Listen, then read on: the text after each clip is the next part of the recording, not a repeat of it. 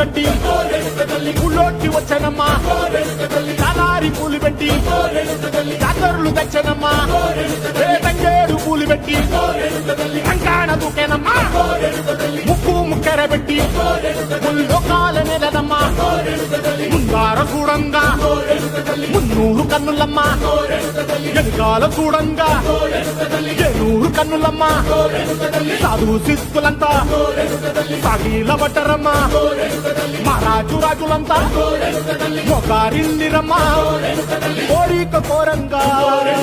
రంగులు పూసినాము ఆశలు తీరంగా